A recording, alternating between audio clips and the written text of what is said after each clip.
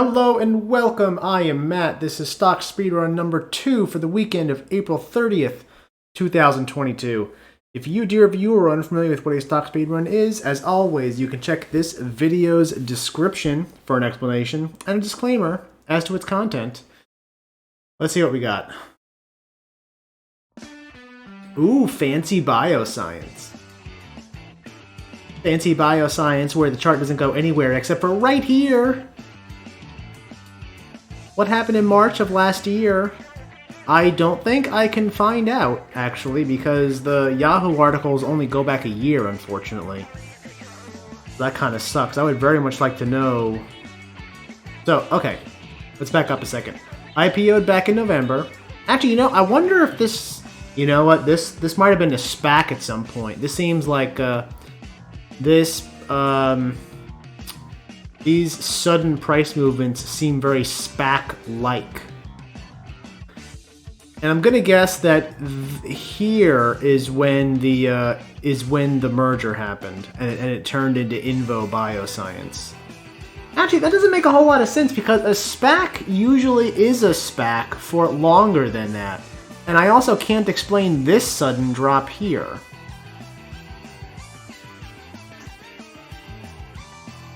Let's see, how far back do these articles go? Where's the latest I can get? No, latest I can get, they're still appointing people. So, I don't think I can go back that far. Well, I can look into that in stage 2, if anything. Okay, so...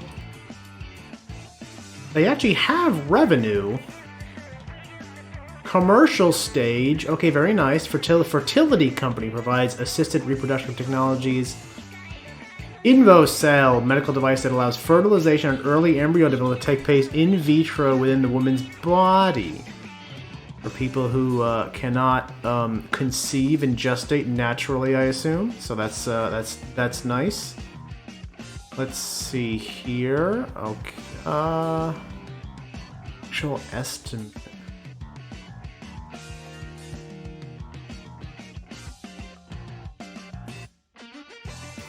I think that these numbers here lie. Because this one here doesn't make sense. They had a minus 22 estimate, yeah, sure, but then it says minus 1 actual. This doesn't look like minus 1 to me.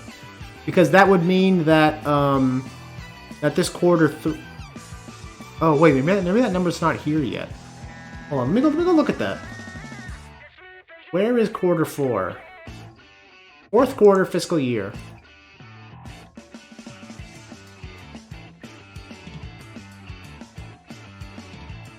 Focus on expanding access to advanced treatment worldwide. Oh, is this an announcement of the announcement? Oh yeah, to report. Oh God, I hate these. Hey guys, we gotta have a meeting to play in the meeting. Can everyone come to the planning meeting?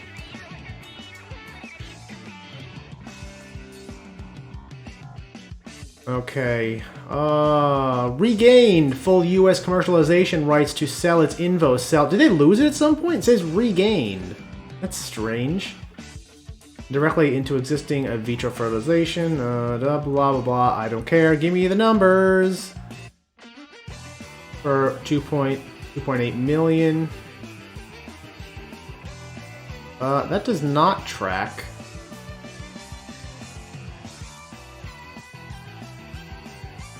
Includes a $0.7 million loss attributed to the company's joint ventures. Why is the company joint ventures bringing about a loss?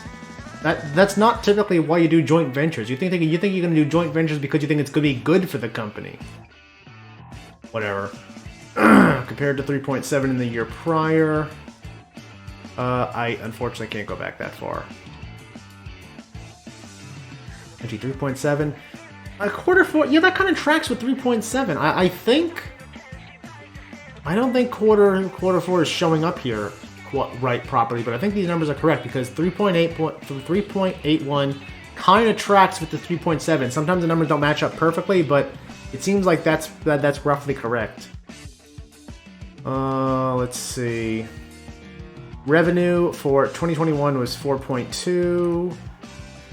Wait, 2021. Oh, fiscal year. Yes, fiscal year 2021. Okay, I'm an idiot. We're to 1 million in 2020. Okay, that's pretty good. 4.2 revenue, 2.9 million was due to the accelerated recognition of deferred revenue related to the early termination of the U.S. distribution agreement with Ferring. Does that mean that's not going to be continuing? That's what I read here. This is a one-time payment, is how I read this. Gross margin in 2021 was 97%, compared to approximately 91%. No, it wasn't. Well, actually, no, because that's right. Gross margin means something different than what I typically think of it as. Selling general administrative expenses, blah, blah, blah, was $9 million.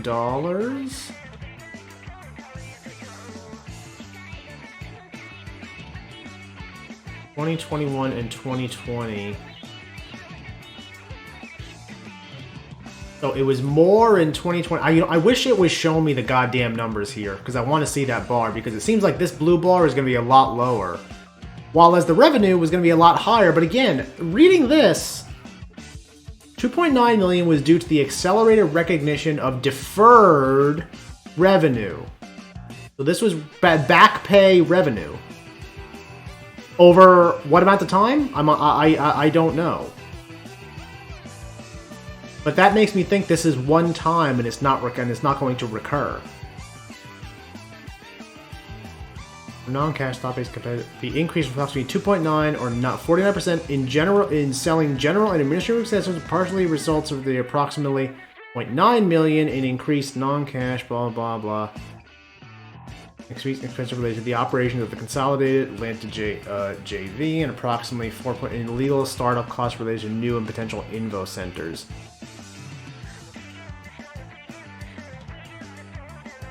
Oh, wait, I think that this just happens to be 2.9 million. This isn't the same 2.9 million here. Because this is talking about 2.9 in expenses, or rather the increase of expenses. It just so happens that's the difference. Research loss from equity investments. Effectively, interest expense and financing fees for the year was 1.3 million and 2.8.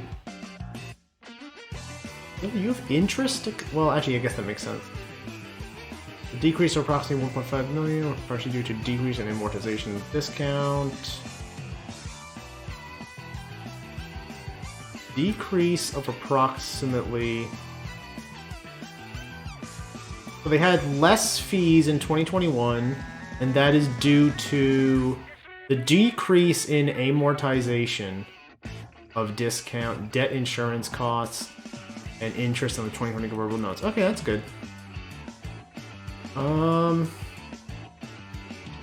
As of December 3rd, company had only 5.7 million?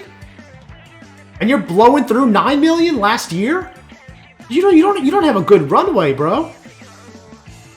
That is it. You have runway, you have cash runway for less than a year. That is troubling. And yeah, sure, you're bringing in revenue, but again, I don't think a lot of this is recurring. Oh man, that's rough numbers to reconcile in your head. Deferred revenue from the Ferring license compared to... Yeah, I don't...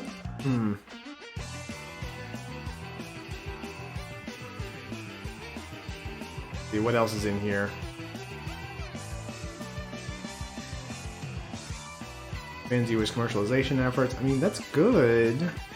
I'd be interested. I'd be interested to see what their 2022 looks like. Unfortunately, I can't tell you. I can't read the future, but will report negative earnings. Oh, I can't imagine. They've only done that for the entire existence. What do you say, Zex? Fuck out of here.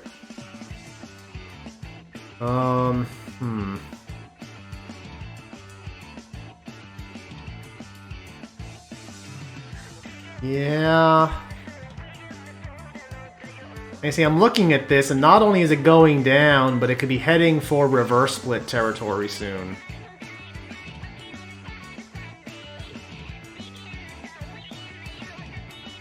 I mean, which kind of sucks because they're operational, they have revenue, they're just having a really hard time turning a profit, which I don't think is going to happen anytime soon. Again, I think that large annual increase was one time, based on how I read that, and it seems like they're spending more money than ever, and they have less than a year's worth of runway, maybe less than a half year's worth of runway, depending on how the numbers work out. That's not a good combination of factors. That's not typically what you want to see. I've not bought back in since last year after holding for years, giving up $1 million. I'm sorry, what? You gave up $1 million profit on the day of the FDA approval back in 2015. What do you mean 2015? This wasn't a company back in 2015. It's only traded since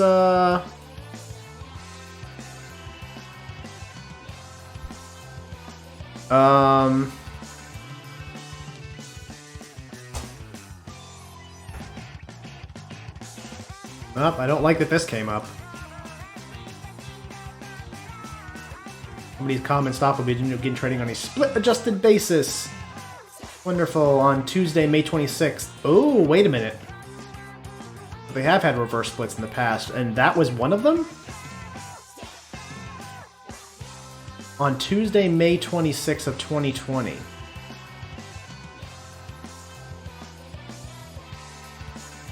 It wasn't a public company back then. Why won't this chart... I have never seen Yahoo do this before. These articles imply that it was a publicly traded company back in May of 2020, but when I go to the maximum chart, it only goes back to November.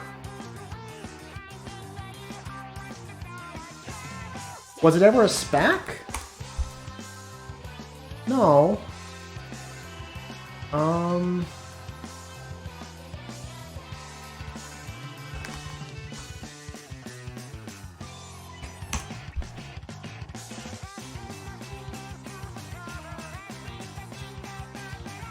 Okay, Google is showing me the larger chart. That's super weird. Okay, we got a 5-year, ladies and gentlemen. So it was garbage back in 2018. Something made it rocket up. I kind of wonder what was going on there, and of course as a slow slide down. Where was the reverse split? That was right around here. I can understand why there's a little bit of a dip here, because reverse splits usually are not good news for a stock, so I can see why it would sell off a little bit. I kind of want to know what happened back in November and also in March. So November 2020, I want to know about.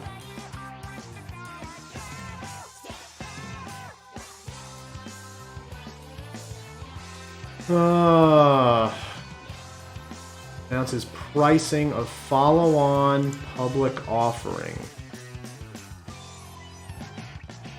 So they made a public offering.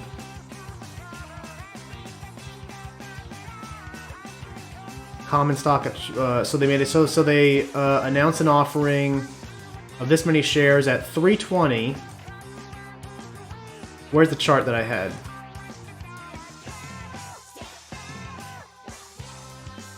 So it makes sense why it would drop on that news down to apparently where INVO thinks they're valued.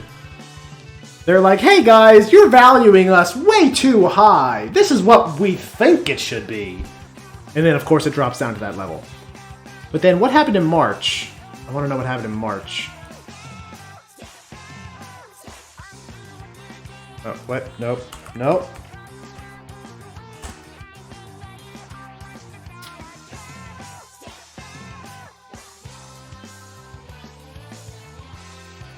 See, do I have an exact date for when this bumped up? That was March 9th.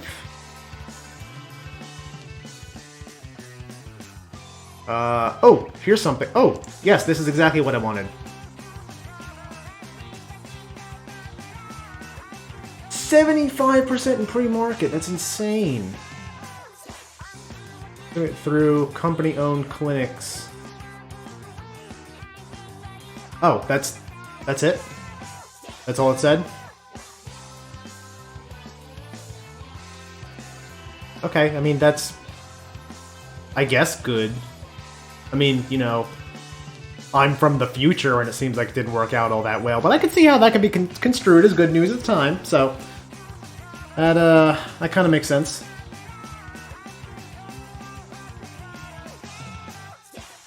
Let me see some more of these conversations. This stock will never thrive as they're planning another round of financing just around the corner to line their pockets. Yeah, I mean, with offerings like that and a bunch of reverse splits, like, that's why I don't like reverse splits.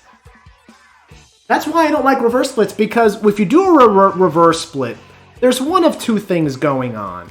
One, you are trying and failing in good faith to run a decent company. And when you do a reverse split, you're basically just trying to buy yourself another block of time to try to accomplish the thing that you so far have been horribly failing at. Or it is just a ploy to fleece investors of more money. It could be a combination of those things. It could be, you know, 5 pieces of one and 2 pieces of the other. It's a spectrum. It's a spectrum, really. Where you have one at one end and one at the other and a whole bunch of shit in the middle. Because none of those prospects are really all that good. No combination of those prospects are really all that good. I understand why this continues to go down. I understand why people in the conversation section don't like it.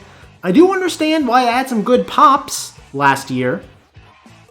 But those gains could not hold.